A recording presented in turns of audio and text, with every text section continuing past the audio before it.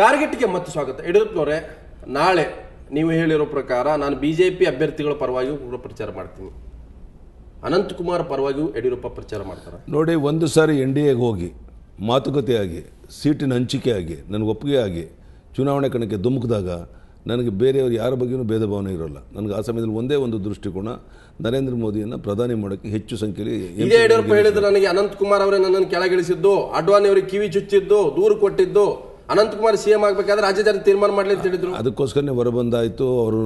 ಅವ್ರಿಗೂ ಏನು ಅನುಭವ ಆಗಬೇಕು ಆಗಿದೆ, ನಮಗೇನು ಅನುಭವ ಆಗಬೇಕು ಆಗಿದೆ. ಈಗ ನಾನು NDAಗೆ ಹೋಗ್ತಿರ್ಬೇಕಾದ್ರೆ ಸೀಟ್ ಅಡ್ಜಸ್ಟ್ಮೆಂಟಲ್ಲಿ ಅವ್ರು ಯಾರಿಗೆ ಸೀಟ್ ಕೊಡ್ತಾರೆ ಅವ್ರ ಪರವಾಗಿ ನಾವು ಕೆಲಸ ಮಾಡಬೇಕಾಗುತ್ತೆ. ನಮಗೆಲ್ಲ ಸೀಟ್ ಸಿಕ್ಕಿರುತ್ತೆ, ಎಲ್ಲ ಅವ್ರು ಕೆಲಸ ಮಾಡಬೇಕು. ಸೊ ಯಡಿಯೂರಪ್ಪ ಪಕ್ಷ ಅನಂತಕುಮಾರ್ ವಿರುದ್ಧ ಅಭ್ಯರ್ಥಿನ ಕಣಕ್ಕೆ ಹಾಕಲ್ಲ.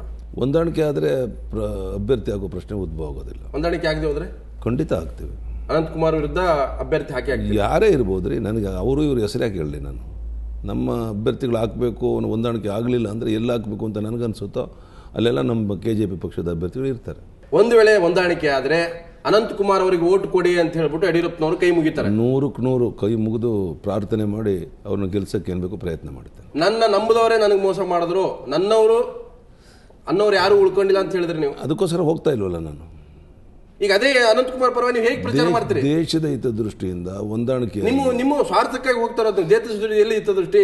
ಇದೇ ನರೇಂದ್ರ ಮೋದಿ ಅವರು ಯಡಿಯೂರಪ್ಪಗೆ ಸಮಸ್ಯೆ ಆದಾಗ ಯಾರು ಕೂಡ ಬಂದು ಮಾತಾಡಲಿಲ್ಲ. ನೋಡಿ, ನಾನು ಏನು ಅಪೇಕ್ಷೆ ಪಡೋಲ್ಲ. ನಾನೊಂದು ಮಾತು ಹೇಳಿದೆ ಒಂದು 6-8-9 ತಿಂಗಳಿಂದ, ನರೇಂದ್ರ ಮೋದಿ ಈ ದೇಶದ ಪ್ರಧಾನಿ ಅಂತ ಪ್ರತಿಬಿಂಬಿಸಿದ್ರೆ ನಾನು ಬೆಂಬಲ ಕೊಡೋಕೆ ಸಿದ್ಧ ಇದ್ದೇನೆ. ಹಾಗಾದ್ರೆ ಅಡ್ವಾಣಿ ಅವರು ಬಿಂಬಿಸಿದ್ರೆ ಯಡಿಯೂರಪ್ಪ ಏನು ಮಾಡ್ತಿದ್ರು? ಖಂಡಿತ ಮಾಡ್ತಾ ಇದ್ದೆ, ಕೆಲಸ ಮಾಡ್ತಾ ಇದ್ದೆ. ನನಗೇನಂತೆ ಮತ್ತೆ ಅಡ್ವಾಣಿ ಅಂತ ನಿಮ್ಮ CM ಸ್ಥಾನ ಕೆಳಗಿಳಿಸಿದ್ದು, ಈ ಅಪರಾಧ ಸ್ಥಾನ ನಿಲ್ಲಿಸಿದ್ದು ಯಾರು?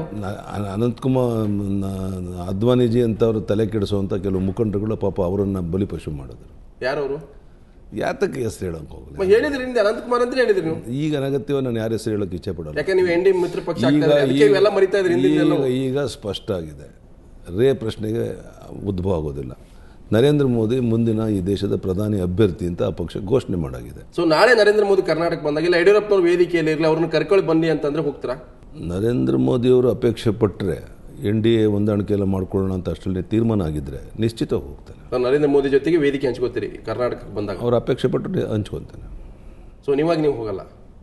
ಪ್ರಶ್ನೆ ಎಲ್ಲಿ ಬದ್ಧವಾಗುತ್ತೆ? ಖರೀದಿನೇ ಯಾರಾದ್ರೂ ಹೋಗಿ ಬರುತ್ತೆ?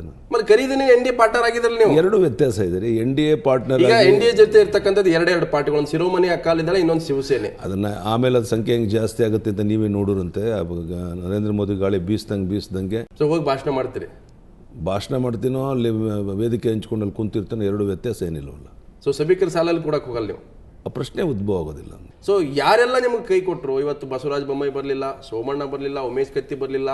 ಒಂದು ಮೂಲದ ಪ್ರಕಾರ ಅವರೇ ನಿಮಗೆ ಬಹಳಷ್ಟು ಉತ್ಸಾಹ ಕೊಟ್ಟಿದ್ದು, ಪಕ್ಷ ಕಟ್ಟೋಣ, ಇವ್ರಿಗೆ ಪಾಠ ಕಲಿಸೋಣ, ಒಂದು ಪರ್ಯಾಯವಾದ ರಾಜಕೀಯ ಶಕ್ತಿಯನ್ನ. ಅವ್ರು ನೀವು ನನ್ನವರೇ ಅನ್ನೋರು ಅವರೇ ನನ್ನ ಪ್ರಕಾರ. ನನ್ನವರು ಯಾರು ಬರಲೇ ಇಲ್ಲಲ್ಲ ಅಧಿಕಾರ ಜೊತೆ. ನೋಡಿ, ಯಾವುದೇ ವ್ಯವಹಾರದಲ್ಲಿ ಯಾವುದೇ ವ್ಯಕ್ತಿ ಕೆಲವ್ರನ್ನ ನಂಬ್ತಾನೆ, ನಂಬಿ ವ್ಯವಹಾರ ಮಾಡ್ತೇವೆ. ನಂಬೋದು ತಪ್ಪಲ್ಲ, ನಂಬದವ್ರಿಗೆ ಮೋಸ ಮಾಡೋದು ತಪ್ಪು. ಅವರು ಅದನ್ನು ಯೋಚನೆ ಮಾಡಬೇಕು. ಈಗಲೂ ನಂಬ್ತೀರಾ ನೀವು?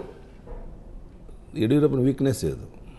ಸೊ ನಿಮ್ಮ ವೀಕ್ನೆಸ್ನ ಭಾಳ ಜನ ಮಿಸ್ಯೂಸ್ ಮಾಡ್ಕೊಂಡಿದ್ದಾರೆ. ಅವರು ಒಳ್ಳೇದಾಗಲಿ, ದೇವರು ಒಳ್ಳೇದು ಮಾಡಲಿ. ಅವರು ಅಂದರೆ ಯಡಿಯೂರಪ್ಪನವ್ರು ಎಲ್ಲ ಒಂದು ಕಡೆ ಭಾಳಷ್ಟು ಸಂದರ್ಭದಲ್ಲಿ ಈ ರೀತಿ ವೀಕ್ನೆಸ್ ಮಾಡ್ಕೊಂಡೇ ಅಧಿಕಾರನ ಕಳ್ಕೊಂಡ್ರು, ಅವರಿಗೆ ಮಾಡಬಾರ್ದು ಕೆಲಸ ಮಾಡೋಕ್ಕೋಗಿ ಸಿಗಾಕೊಂಡ್ರು ಅಂತ ಆರೋಪ ಇದೆ. ಸ್ವಾಮಿ, ನಾನು ನಿಮಗೊಂದು ಮಾತು ಕೇಳೋಕ್ಕೆ ಇಚ್ಛೆ ಪಡ್ತೇನೆ. ನೇರ ಮಾತಾಡೋಣ, ಸುತ್ತಿ ಬಳಸಿ ಬೇಡ.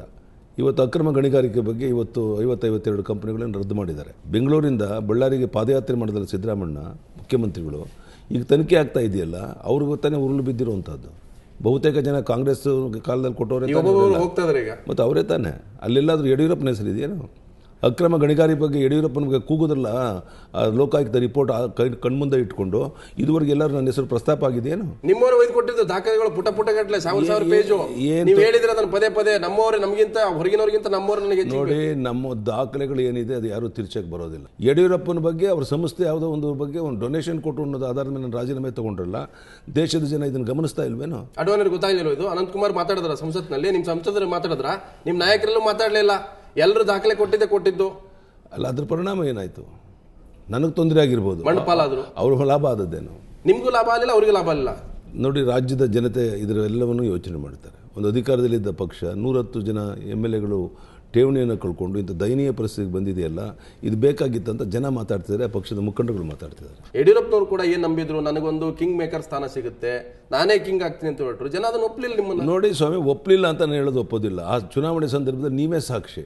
ಕೆಲವು ಸಂದರ್ಭದಲ್ಲಿ ಇನ್ನೊಂದೆರಡು ಅದೇ ಪರ್ಸೆಂಟ್ ನಿಮ್ದು ಲೆಕ್ಕಾಚಾರ ಫೇಲ್ ಆಯ್ತು, ನಿರೀಕ್ಷೆಯಂತೆ ಫಲಿತಾಂಶ ಬರಲಿಲ್ಲ. ಕಿಂಗ್ ಮೇಕರ್ ಆಗುವ ಅದು ಅವಕಾಶ ತಪ್ಪೋಯ್ತು. ತಪ್ಪಿದೆ ಅನ್ನೋದು ಸ್ಪಷ್ಟವಾಗಿ ಕಾಣ್ತಾ ಇದೆಯಲ್ಲ. ಅದಕ್ಕೆ ನೀವು NDA ಪಾರ್ಟ್ನರ್ ಆಗ್ತಾ ಇದ್ರಿ ಅಂತ.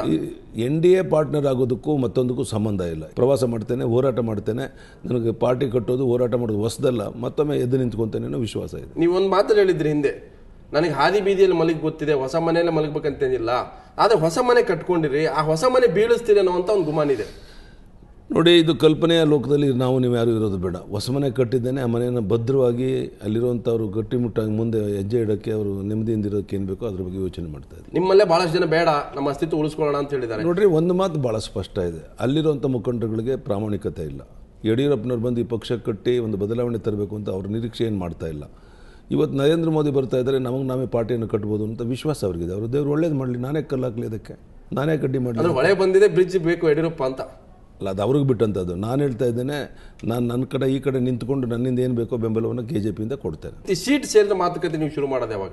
ಇದು ಹತ್ತಿರ ಬರಬೇಕಲ್ಲ, ಲೋಕಸಭೆ ಚುನಾವಣೆ ಘೋಷಣೆ ಆಗಬೇಕು, ಆ ಸಂದರ್ಭದಲ್ಲಿ ಮಾತುಕತೆ ಪ್ರಾರಂಭ ಆಗುತ್ತೆ. ನಿಮ್ಮ ಪ್ರಕಾರ 12-10 ಸ್ಥಾನಗಳು ಸೇರಿಸ್ತಾರೆ KJP? ನಾವೊಂದು 10 ಕಡೆ ಬಲವಾಗಿದ್ದೇವೆ, ಅಲ್ಲಿ ಕೆಲಸ ಶುರು ಮಾಡ್ತಾ ಇದ್ದೇವೆ. ನಾವು ನಾಡಿನ ಪ್ರವಾಸ ಶುರು ಮಾಡ್ತೇವೆ.